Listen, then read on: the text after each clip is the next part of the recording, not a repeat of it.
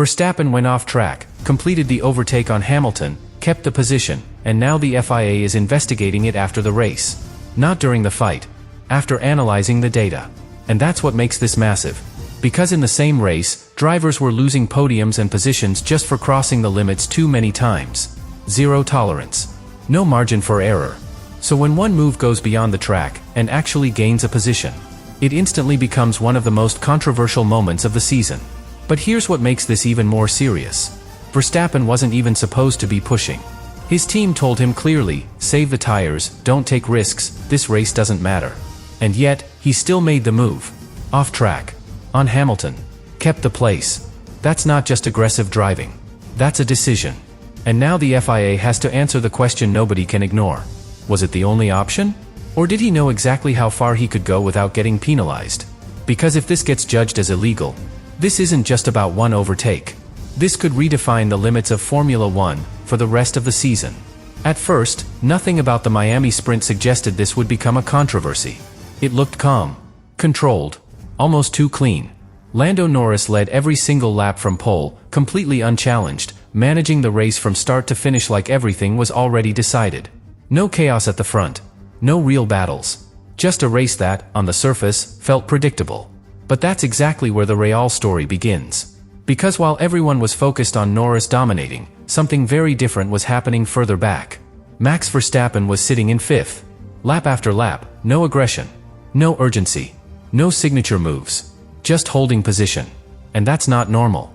This is a driver who attacks gaps that don't even exist. Who turns small chances into decisive moments. So when he doesn't, it immediately raises a question. Why? The answer starts to appear over the radio. At one point, Verstappen asks if he can push forward. The response is immediate. No. Save the tires. No risks. This race doesn't matter. That changes everything. Because if the race doesn't matter, then every move becomes strategic. Every decision becomes intentional. Every risk becomes a choice. And that's why what happens next feels so different. Because for most of the sprint, Verstappen follows that plan perfectly. No pressure. No unnecessary fights. No mistakes. Until one moment. One decision. The one that now has the FIA asking questions. Because when he finally reaches Hamilton, he breaks that pattern completely. And that's when a quiet race turns into something much bigger. And this is where everything changes, because the move itself happens in seconds, but the impact lasts much longer.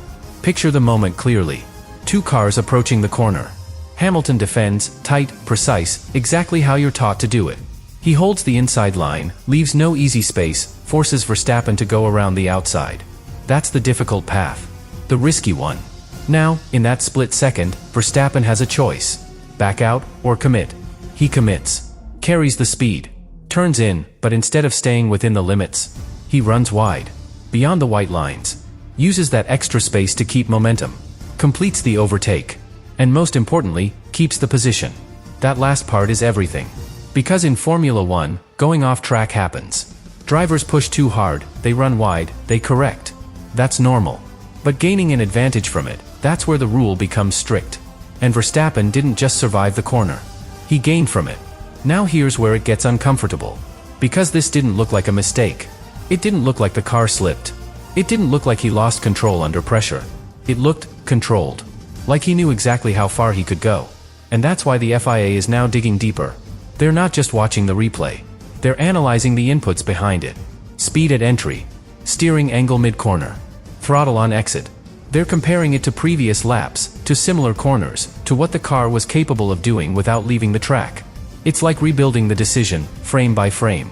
Because the key question is simple, but difficult to answer. Could he have made that corner without going off track? If the answer is yes, then the move becomes a problem. Because it means the advantage came from leaving the track. Not just from skill. But if the answer is no, then the move survives. Right on the edge. Inside that gray area where Formula One lives. Now connect this to everything we saw earlier in the race. Drivers were already struggling with track limits. Antonelli pushed too far, multiple times, and lost a podium. Leclerc did the same and was penalized. The limits were clear. Cross them too often, and you pay. But Verstappen's case is different. This wasn't repeated pressure. This was one moment. One decision. One advantage. And that makes it harder to judge, but far more important. Because it introduces something new. Intent. Was he forced wide? Or did he choose that line because it guaranteed the overtake? And here's the part that doesn't sit comfortably. Earlier in the race, he wasn't taking risks. He was doing the opposite. Following orders. Saving tires. Avoiding fights. So why take this one? Why break that pattern, in that exact moment? That contradiction is what makes this feel calculated. Not random. Not accidental. But a decision made when the opportunity appeared. And in a season where the gap between teams is shrinking, those decisions become everything. Because when you can't rely on pure speed anymore, you rely on moments like this. Moments where you push the limit, and sometimes step just beyond it. And that's exactly why this move is now under investigation. Not because it was obvious, but because it wasn't. And now, the consequences start to unfold, because once the FIA begins looking at a move like this, it stops being just about one corner. It starts affecting everything around it. Because if Verstappen is judged to have gained an advantage, that position over Hamilton doesn't just disappear quietly. It sends a message, a very clear one. And that message reaches every driver on the grid. Because in Miami, the standard already looked strict. Drivers were being punished for repeatedly crossing the limits. Antonelli lost a podium. Leclerc was penalized as well. There was no room for error. No flexibility. So when one move appears to go beyond those same limits, and still stands, it creates doubt. And doubt is dangerous in Formula One. Because drivers rely on clarity. They need to know exactly where the line is. What's allowed? What isn't? But right now, that line feels blurred. Now imagine the next race. Same situation. Two drivers side by side. One stays within the track. The other runs slightly wide, gains momentum, completes the move. What happens? Do they give the place back? Or do they take the risk? Because if Verstappen keeps that position, then the risk suddenly feels worth it. And that changes behavior instantly. More aggressive entries. More drivers willing to push beyond the edge. More moments decided, just outside the track. Now bring Hamilton back into focus. Because for him, this moment is bigger than just losing a place. It's about trust.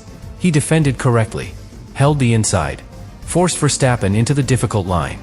Did everything right. And still lost the position. If the FIA rules in his favor, then that trust is restored. The system worked. But if they don't, then the message is different. That sometimes, doing everything right, isn't enough. And that realization forces change. Because drivers like Hamilton don't accept uncertainty. They adapt to it. They become more aggressive, more decisive, less willing to leave space. And when that mindset spreads across the grid, racing becomes harder, tighter, more confrontational. Now zoom out even further. Because this isn't just about two drivers. This is happening in a season where the entire balance of power is shifting. McLaren is suddenly dominant in Miami. Mercedes is struggling with the new conditions. Ferrari is inconsistent. And Red Bull is no longer comfortably ahead. Verstappen himself admitted it. The gap has been cut significantly. That means pressure is rising. And when pressure rises, drivers start operating closer to the limit. Not clearly inside it. Not clearly outside it. Right in that gray area. And that's where championships are decided. Because the difference now isn't just speed. It's judgment, timing, risk. How far you're willing to go, in a moment that lasts less than a second. And this move on Hamilton might be the clearest sign yet of that shift. From control to reaction. From dominance to survival. And that's exactly why the FIA decision matters so much. Because they're not just judging what happened. They're defining what's allowed from this point forward. If they penalize it, the message is strict. Stay within the lines. No exceptions. If they don't, the message is just as powerful. The gray area is open. And once that gray area opens, it doesn't close easily.